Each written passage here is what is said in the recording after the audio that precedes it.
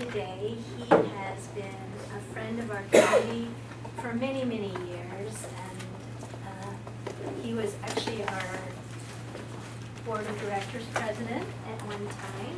He became a practitioner and a minister while serving here at our center. Well, he was already a minister. He became affiliated with Centers for Spiritual Living while serving here.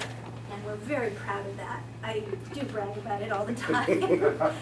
And his sister Tracy is also awesome. She has given us so many photos over the years. As Lonzel is also a photographer here for us. He's given us a lot of great photos too. I ain't And so she's very kindly offered to take another photo of us after service, and they want to get all spiffy because the photo she takes today we plan to use as our holiday card. So we definitely have the kids just in time for that. And gosh, just delighted to welcome Dr. Ray to be our speaker today. Let's give him a round.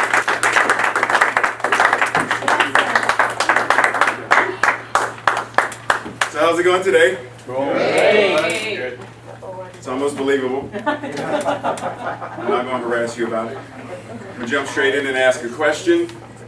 This is something that I asked the CSL Greater Baltimore community last week. You ready for it? Ready. Does God annoy you? Yep. Yeah. Does God get on your nerves? Yep. Does God push those buttons? Oh, yeah. But why? Like, why is there this element or aspect of that which is divine gets on our nerves, bothers us, pesters us, pushes buttons? And it's because of this thing called relationship. So if I ask the teacher in me, give me a definition, your definition of what does it mean to be in relationship? What is a relationship? Anybody? Anybody? Like an actual question. It's Now, an arrangement or a set of actions between two people that might be reciprocal, might be otherwise. okay. Anybody else? Or is Lawrencell the only one out there? It's an opportunity to argue. Okay. Anybody else? Give me at least one more. At least. It's an arrangement of people, could be 1, 2, 3, or more, where they, at least some of them agree to stay in touch and interact. And it could be negative, it could be positive, no judgment on it. Okay. Cool. So, One more. oh, one more? Go for it. Workshop of the soul. That's the first thing that came to mind. Workshop of the soul. Workshop with the soul. Okay. So I'm going to piggyback off of that one. One of the great transcendentalists said that God is the great outdoors. Now pause for a second and just envision this idea that relationship isn't just person to person. Anybody ever put on a pair of dress pants one day and there's static in them and everything you like, and you move and you can't get it out and it's bothering you and it's annoying you, and it's because of your relationship to the feeling, the annoyance of the static cling in your pants. Like how we relate to anything isn't just person to person. It's how we relate to if God is all there is, and that's what we say, right? We say God is all there is. Do we agree that God is all there is? Yes. Okay. So if God is all there is, and I develop as a child the fear of water, the fear of swimming, then on some level the relationship that I have with an aspect of God is demonstrated in that relationship with water. How often have we said things like, my relationship to food is not healthy? We've heard people say things like this. And yet, we often think of relationship only as how we, person to person, interact. So today, what I want us to do is stretch the idea of what it means to be in relationship and our role in that. You cool with that? Mm-hmm. Okay. So, next question. Anybody ever heard of the golden rule? Yes. What is it? Do unto others as you would have them done unto you. Do unto others as you would have them do unto you. How many of us live based on that? And before you say, and before you raise your hand, that's why I close my eyes, because I know somebody started. Before you go there, really ground in the idea of, do I really treat other people the way I want to be treated by people?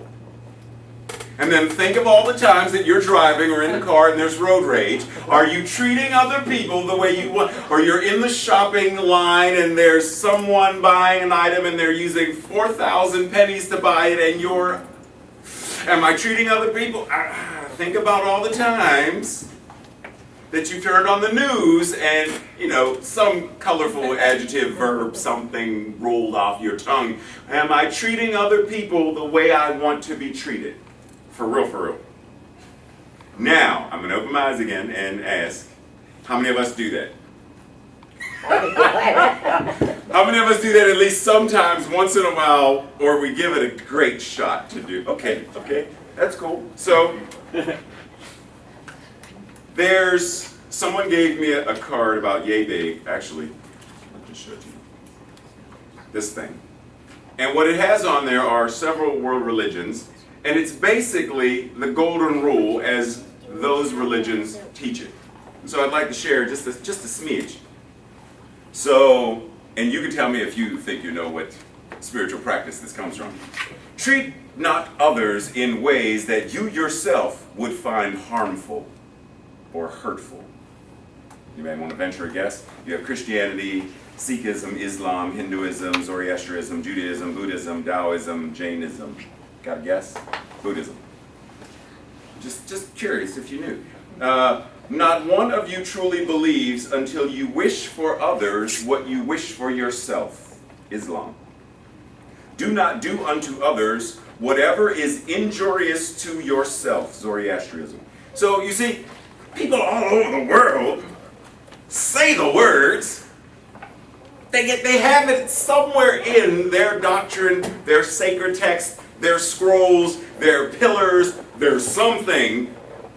Let's just all get along. Even witches, people who practice wickedness, even there it's like, do whatever you will, but do no harm to another. Like cast whatever spells you want to cast, but don't cast spells to hurt another being. Why is it so difficult, though, for us to...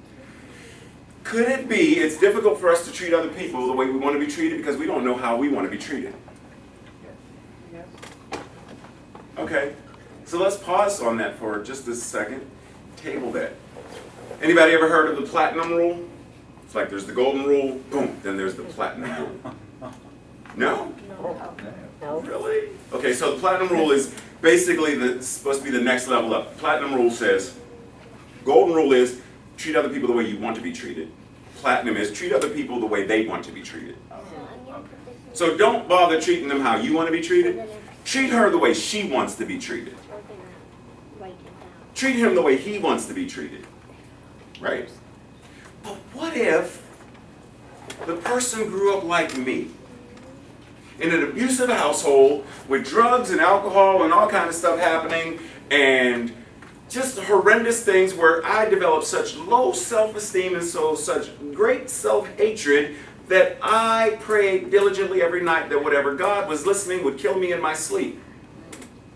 That I developed a great habit and a skill for living recklessly and dangerously in an attempt to put my own life at risk to, have it end sooner rather than later.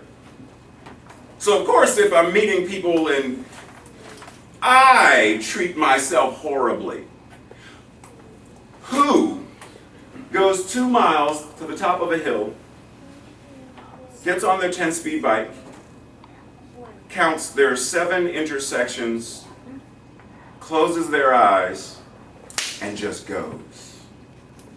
Knowing that the lights are going to change at some point. Knowing. And just nothing? Really? Now, in relationship to another, if I'm expecting someone to treat me the way I want to be treated, I want to be treated in a way that demonstrates how horrible, how unworthy, how detestable I felt at the time. So I say, well, platinum rule, yes, but little asterisk. Go to the fine print and find out, how does the person really feel about life and themselves to determine, do they really know how they want? So today, we're going a little higher than that. We're going platinum 2.0. Treat other people the way they deserve to be treated. Now, we said God is all there is. God is all there is. Then it means every single being in this room, right here, right now, completely and totally, without any exception, is God.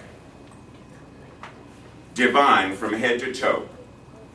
Divine from skin to those quantum particles and waves that Reverend Alex spoke about in Espanol. Like all of it. All God. And what unity says is, it's all God and it's all good. Emma Curtis Hopkins said, my God is my good and my good is my God. They are synonymous. So if you're God, then you're also good. And if you're also good, then you deserve the best in life. Now, you may not feel like you deserve it.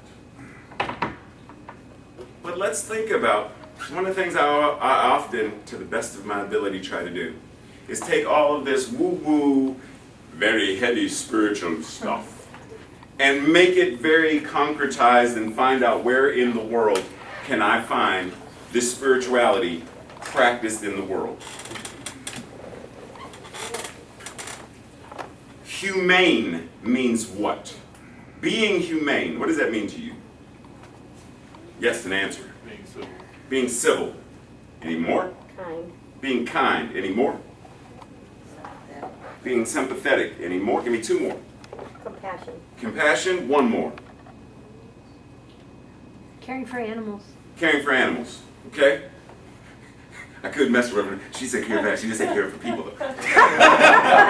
No, but seriously. But yes, caring for animals. That's what it means to be humane.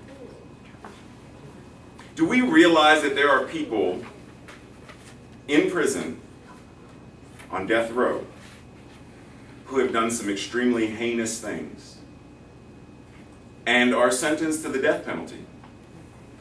And yet, the death penalties that we inflict, we do our best to do so in the most humane ways possible. Do we understand, like the concept, like let's anchor this idea that what we are talking about is putting someone to death, but we're going to do so in a humane manner. We are attempting to spare them the pain of state execution. But we can't be kind to the person driving in the car beside us. We can't be kind to the elderly person in line in front of us who is buying everything with coupons and coins and in a 7-aisle or less line, and she clearly has 77 items. She must be seeing double. I don't know, but I'm in a hurry. We have this inability to be kind, compassionate, nurturing, caring, and humane. Even when horses or certain animals, we put them out of their misery because it is more humane to do so. But here we are as humans having a very difficult time in this dance of the divine with one another. You know, Emma Curtis Hopkins also said that the only way we truly understand God is by understanding ourselves. You know, God is all there is, and I'm not going to, for example, if we are in friendship, right? The only way I get to know Norm is, one, by knowing myself, so that when we are in relationship and there's the ebb and flow of conversation, I know how the conversation is going based upon my interest and his interest, based upon what I like and what he likes, based on what I don't like and what he doesn't like, and this ebb and flow. But if I really don't know me, because we've done it, Halloween is coming up, right? And what's very common for Halloween? We've all done it. So if I don't know me well enough or don't like me well enough, then when we're in conversation, when we're in dialogue, when we're in relationship, he's not talking to me, he's talking to a mask. Because I don't know me well enough to take it off, to show him the real me. It's easier to talk to this. To step aside and say, because if he really knew me, he wouldn't like me. So let him talk to that. Let him think this is who I really am. But when I really start to get to know me, then it's like, I'm going to just share. I'm going to bear. But what if he doesn't like? It's not about that. Relationship isn't about pleasing the other person. And we know there's this thing called people pleasing as well. I've had many years I should have a degree on my wall for that. I have a master's degree in people pleasing. Yes, I'm very proud of this. It took me a long time to earn this. If you ever want to learn it, I can teach a workshop. But we do that. We try to please people to the nth degree where we are now sacrificing ourselves on the cross of, oh, woe is me. Like doesn't matter what I think, doesn't matter what I feel, doesn't matter about me. My thoughts and feelings don't matter. As long as I make him happy. As long as she believes I'm a good person. I will lie and I will put double mask on and a wig or whatever I got to do to convince her that. But at the end of the day, they're gone to their respective homes and whatever, and I'm at home by myself in the lonesome of my sanctuary, back to hating me, taking the masks off, staring at myself in the mirror. And the way I relate to that is the way I understand and relate to God. So if I treat them, I have to please you, then I believe that I must please God.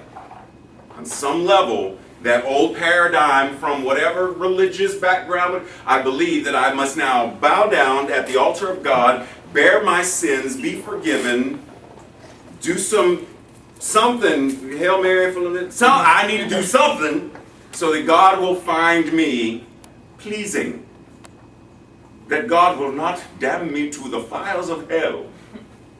So if that's how I'm treating other people, somewhere that paradigm connects to something.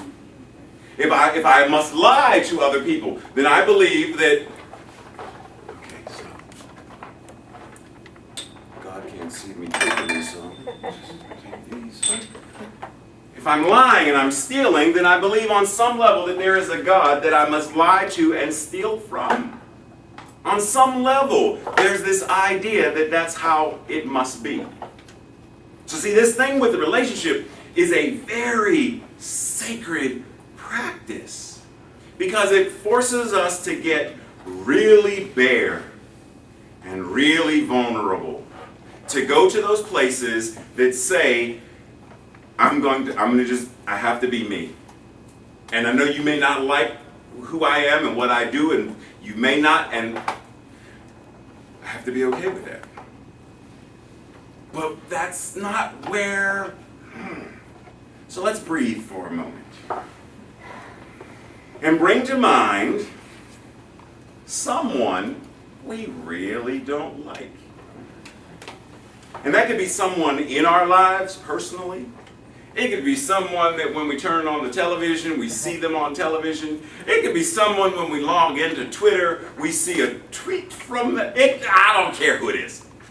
It could be someone who's not even alive right now, such as Hitler. I don't care who it is. Bring someone to mind that you really, really, really have feelings about, that if they walked in that door, you would clench your teeth. Like, why is she here? Why is he here? And if you looked at your hand, you'd be like, oh, it was just here. Now why is my fist clenched? Because I don't want them here. Oh, I can't stand them. bring that person to mind. Just the sound of their voice is like nails on a chop, like whatever that is, bring them to mind.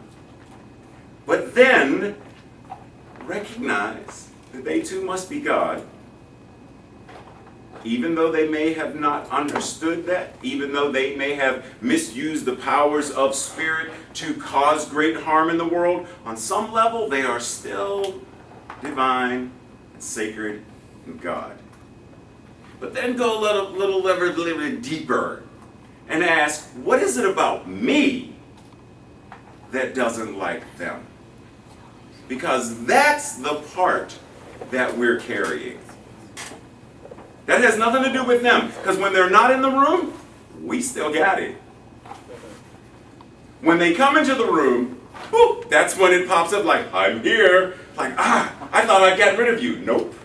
Look at me. Like, it's always there until we get rid of it.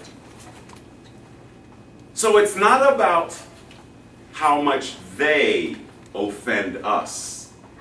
It's about what in me allows offense to come up. There was recently a court case that you may have heard of where a female police officer shot and killed an African-American man in his own home, on his couch, watching cartoons or whatnot, eating cereal, in his own home, in his own apartment. And she shot him because she mistook it for her apartment. And during the court case, she's found guilty or whatnot, but the brother of the murdered young man asked the judge if he can hug her. And people lost their minds.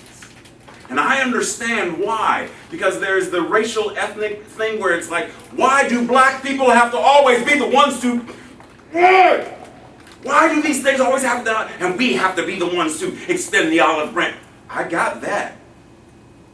And I got the part where it's like, but that's not real Christianity. That's just pseudo-Christianity. I got that. I understand. I'm not arguing. I understand.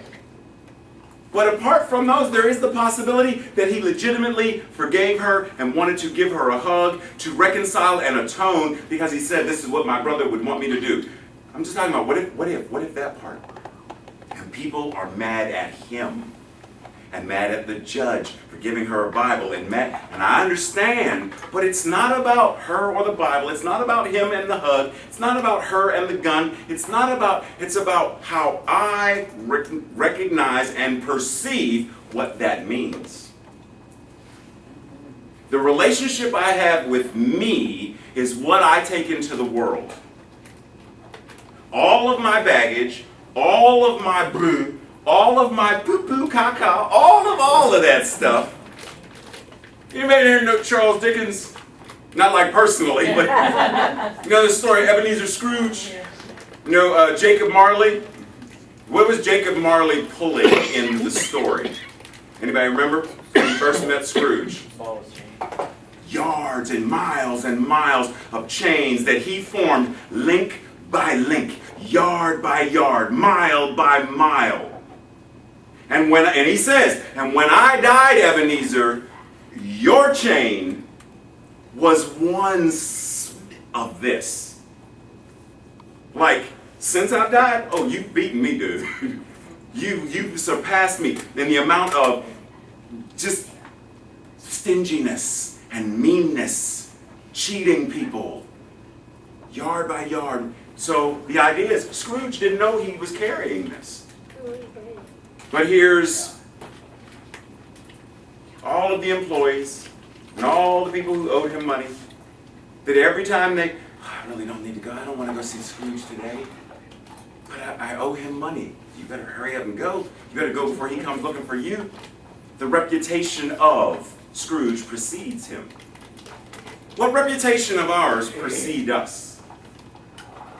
What do people think of us based upon how we show up as?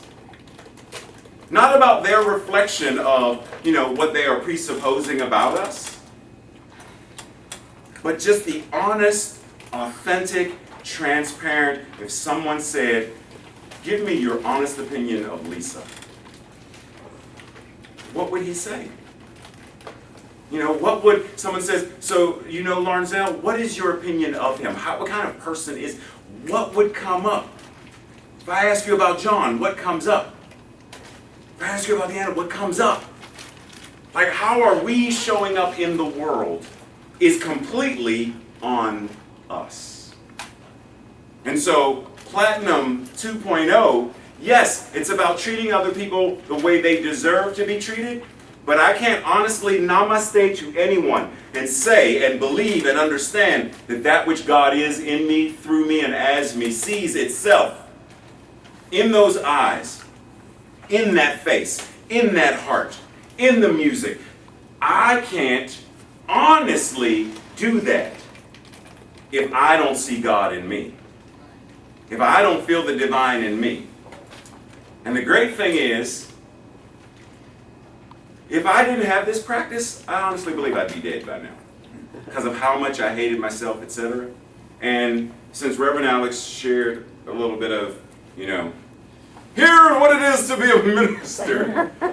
So Tracy and I just moved to Delaware. And last Saturday, driving, moving stuff. And while driving, GPS is on the phone and I see my brother's name. He's calling me. My brother never calls me. Never say never. He calls me when 1, he wants something, 2, needs something, 3, someone's dead. He called me once. I'm driving. Drive. 2 more miles down the road, he calls a second time. The only time he did that was when my father died. So immediately my mind is, because right now my mother is experiencing Alzheimer's. So he calls twice. So my mind immediately, I'm like, breathe. I feel my eyes wanting to I don't even know what he's calling me for, but I've already started presupposing a story based upon he never calls me, he's never called me, except in these conditions, must be one of these conditions. He's calling me twice, that's not for money. Drive, there's a third call. I'm like, oh, in the name of all that I started to go back. Like, oh. So I'm like, I gotta pray. There's only one power, one presence, God the good, omnipotent. I don't know what's going on right now, but God knows every aspect of God. God knows God. Like, it's all good, it's all God. It's God. It's good. Let there be peace. Like, I went all out while I'm driving. I'm glad I was sitting in the car by myself. I'm like, So I finally get to the house, and I'm, with great hesitation, call him back. And a couple of years ago, he experienced a stroke, so he's struggling to get the words out. But the gist of it is, I wanted to call and let you know that Mom was missing today, but she's found. She was at Target. Just wanted to let you know before anybody else told you. Oh, okay. It's all good. Okay, I love you. Okay, whatever. Got to move. Then later, I get a phone call from a cousin who says, so I saw on the news that Aunt Lois, what you saw on the news. So there was a silver alert. She didn't just go to the store. She was gone. That a silver alert was, and the news, WTAE, Channel 4, Pittsburgh, Pennsylvania. Today, 89-year-old Lois Anderson. So I'm online, like, okay, he didn't tell. Oh. What are you doing? What are you doing? What are you doing? Why? Because he deserves. Really, does he? Like, is this because he deserves it, or is because that's what you want to give him? Does it matter? Yes, it matters, because right now this is causing tension in my arm, which is causing my heart to do something different, which is causing tension in my neck. So what I need you to do is relax. I don't breathe. Oh, that felt good. So I had to go through my spiritual practices to anchor myself first, and then get to a point where even though I don't like my brother, even though I don't like my family, for a variety of, the drugs and alcohol and the abuse, but I know that they are God. and I treat them accordingly based upon what I know that they are, not how they show up and present themselves to me. And that's why I said that in martial arts, one of the greatest things I learned in Aikido was my instructor taught us. So anybody familiar with Aikido? Anybody not familiar with Aikido? So Aikido is basically, think of a more artful form of judo. So judo is flipping, and Aikido is, it's more upright and it's more graceful and whatnot.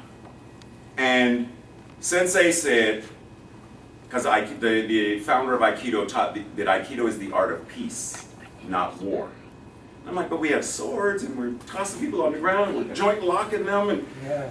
But you're doing that to save them from themselves. Because when someone gets so enraged that they feel the need to hit you, and you can remain calm enough to take that energy, spin the energy, take it from them, and set them on their butt. Sometimes calmly, sometimes not so. But you are doing it to protect them from themselves. It's the most loving thing you can do. So even when someone comes at us with the intent to harm us, for real, and even when someone wants to put policies into place at a government systemic level to harm someone, whether it's LGBTQ community members, whether it's people of color, whether it's people who are still separated from their families because of a wall concept, somewhere in there, what we are invited and asked to do is step back and ask, what is my relationship with the idea that I have of president? What is my relationship with my idea of racism? What is my relationship with the idea of Islamophobia? What is my idea or relationship with the idea of racism and sexism? What is the relationship I have with the idea? Because the idea exists within me. Because no two of us have the exact same idea or definition of even something as great as love. If I ask what is love, we're going to have 19 different answers. It's about how we live and perceive, and how we walk the walk, and how we show up in every relationship with every human, every time, everywhere. One of the vision that we have at CSL Greater Baltimore is a world that works for everyone. One life-affirming thought, word, deed, action, or deed and action, and human interaction at a time. One thought, one word, one deed, and one human interaction at a time. That's where a world that works for all starts. It's not woo-woo-woo, it's one person at a time. And then one person at a time, and then one person at a time. And now that's 4 of us who have joined together of like mind, of like consciousness. And 4 people, just the consciousness of that. Gandhi was how many people? And he changed the world. Reverend Dr. Martin Luther King Jr., one person changed the world. Mother Teresa, one person changed the world. Princess Diana, one person changed the world. Oprah Winfrey, one person has changed the world. Don't doubt the power that we have as the divine, as one single person, because there is a power for good that is the universe, that is the good of the universe. And that power not only can you use, but it is using you because it is what you are. So when you step forward, the entirety of creation moves with you. All the time, every moment, every breath. Let's pray. Anchoring in this moment, anchoring in this breath. Simply surrendering to the body's intelligence to breathe itself. No need to force the breath or shift the breath, but simply being present to it. And recognizing that ultimately this is God breathing itself as us. That there is that spiritual, that powerful intelligence that knows how to not only just breathe, but it created respiration. That it may participate in it, in, through, and as each and every one of us. And so from this place of allowing the breath to be, I speak what I know. God in me, as me, is me. And knowing that that which God is present right here in, through, and as all that I am, I know that all that God is, I must be. And what is true for me, because it must be true for all of God, every incarnating aspect of God, it's true for everyone in this room. It's true for everyone that everyone in this room knows. Every person that we see, everyone that we hear, everyone that we speak to, everyone that we know, and everyone that is unknown to us. It's all God and it's all good. Every quality, attribute, and trait of God right here and right now is also mine. If God is love, I am that. I am. God is infinite wisdom. I am that. I am. God is humane as a principle. I am that. In practice, I am. Compassion, yep, I am that. Joy, I am that. Humor, I am that. Magic and possibility, infinite potentiality demonstrating in this human form, I am that, and so much more than words could ever convey. And what is true for me, once again, must be true for everyone in this room. And knowing that the infinitude of the divine is present, the sacredness of all that is right here and right now, breathing itself as everyone here. I surrender this into the law with gratitude, with great thanksgiving, not simply because these words are being spoken, but because I know that I, Raymont Anderson, am not speaking these words, but that there is that which is the divine moving back of me, through me, with me, in me, and showing up as me, that is speaking these words about itself, this affirmation and declaration of the divine. In gratitude, I surrendered into the law that says yes, always says yes, has always said yes, and will continue to say yes to itself. And knowing it is already done in the mind of God. Knowing that there is only one mind, and that mind is God's mind, and that mind already knows a world that works for all. And that mind is my mind right now, and that mind is our mind right now. I know that that which exists in the mind of God is already right here and right now, person by person, thought by thought, word by word, deed by deed, demonstrating a world that works for all. And knowing this and declaring it together, we say, and so it is. So it is. Amen. Thank you.